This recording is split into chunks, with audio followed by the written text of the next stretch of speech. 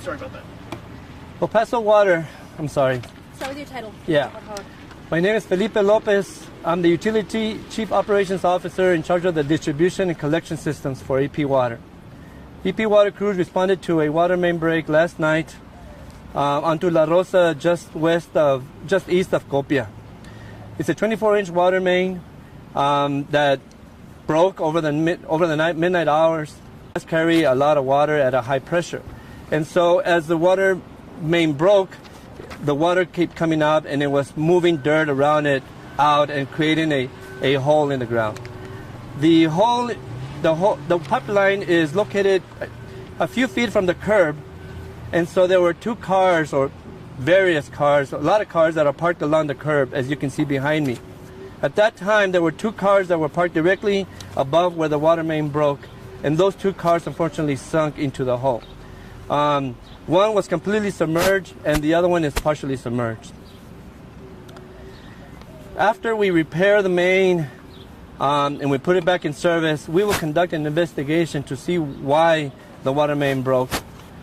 But as part of EP Water's plan to replace aging water infrastructure and sewer infrastructure, as a matter of fact, this line was identified as needing replacement.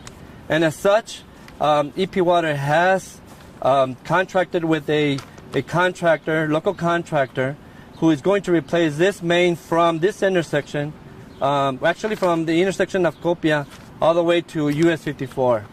The contract is barely getting started. We're waiting a notice to proceed for the contractor to begin operation. As I said earlier, these lines that are what we call transmission lines, they're 24 inches and bigger. They carry thousands of gallons of water and at various degrees of pressure. This line is a pretty high pressure water line, and so the damage is shown as you can see. You guys have any questions so far? I was going to ask, what's the safety of the whole area right here? Is there any danger that the road might collapse further around the line broke? No, sir. No, sir. As far as the size of the hole that's generating now, that's as far as it's going to get. We may remove some soil that is saturated that we can put back into the hole when we replace it. So we're going to remove that saturated soil, making the hole a little bit bigger. But by itself, it won't get any larger. Has there been any reports of nearby businesses without water right now? Everybody has water. Yes. Again, this is a transmission main, which I don't know if you know, but the larger lines do not have direct connections to them. All the services in the city are mostly connected to distribution lines, and so there's another distribution line that runs parallel to this line, or in the alleys that provide service to those homes and businesses. About 2 years ago, half a mile down here, there was another large break. Is that part of the same system that's going to be getting replaced with this contract? That is correct. Yes, ma'am. This line extends from US 54 going west to probably a couple of miles towards the railroad tracks, and we're going to replace the majority of that line. This is the first phase, Copia to US 54, and we're going to target those two areas. How long until at least that project starts? We're waiting on the contractor to get his material and equipment set up. They're also waiting for a notice to proceed. I'm guessing, again, that within the month we should see some activity out here. Yeah, there's caused a lot of evacuations in the area. When's it going to be safe for people to return to their homes, if they haven't already? So the fire department, and I'm glad you brought that up, because I do want to thank the fire department for the quick response and alerting people of the break and asking people to leave their homes. I think that they are welcome to come back to their homes now. As long as they stay away from the immediate construction site, they're able to come back to their homes. They have water, they have sewer. As long as they do not interfere with the construction area and put themselves at risk, they could come back to their homes at any time. How is the city going to be helping the people that lost their cars? That would have to go through our claims department. El Paso Water Utilities has a claims department, and anybody that's impacted by one of our facilities may proceed that option.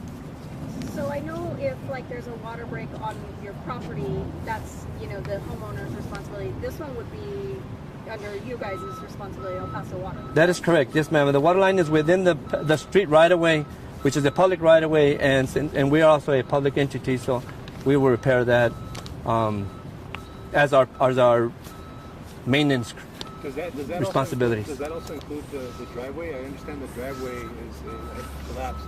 That's right. Yes, sir. There's a driveway, a sidewalk, some landscaping that we need to repair.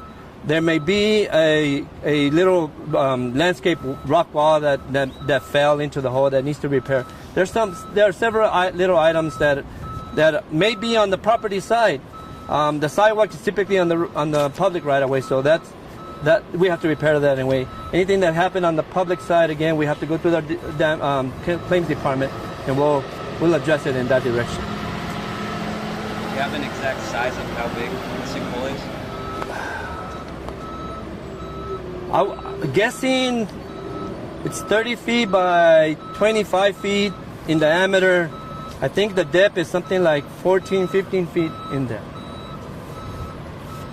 I'm not sure if you can really answer this, but how many gallons of water were lost? I mean, obviously, it's spread out on the street everywhere. You know, what's your guys' estimation? You know, I couldn't guess. The hole of the pipe, the hole that the size of the break is relatively small, 6 inches by 6 inches.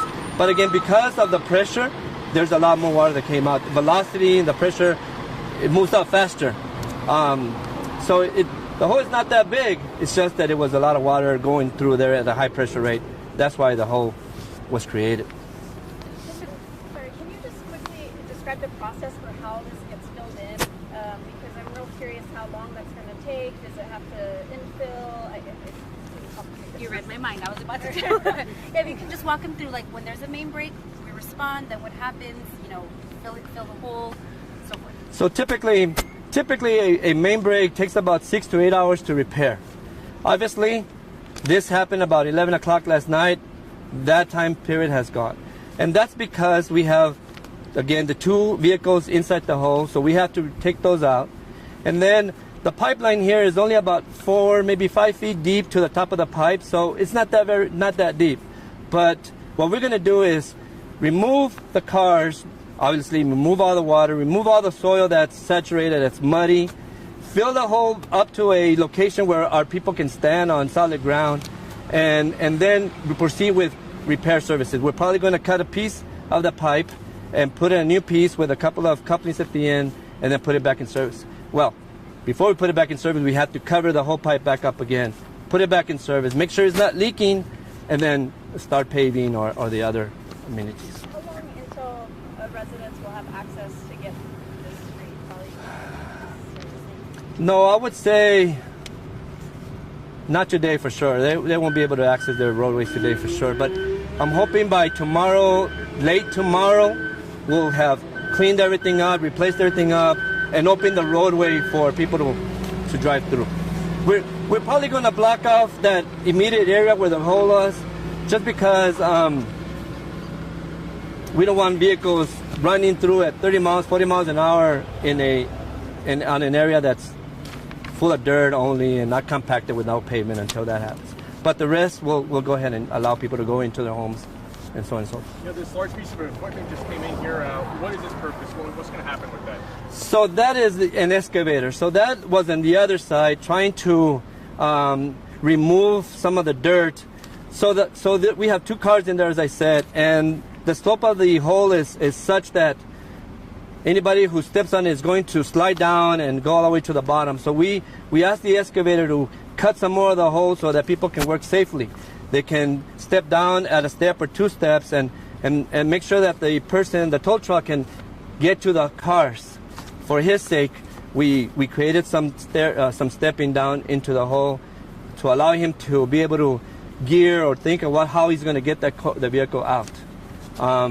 So that's what the excavator is here for, just to clean things up around the hole. Have you already been in contact with the towing company, like an ETA of when they're going to be coming? So yes, we did. We contacted the towing company. They sent a representative out here with a flatbed, but the gentleman told us that his vehicle was not strong enough to take those vehicles out. So they asked for a bigger flatbed with more power, I guess, and we're waiting on them now. Good? Yeah? All right, let's do Spanish if you guys don't mind. Thank you. And depending, if there's any other, if there's any other developments or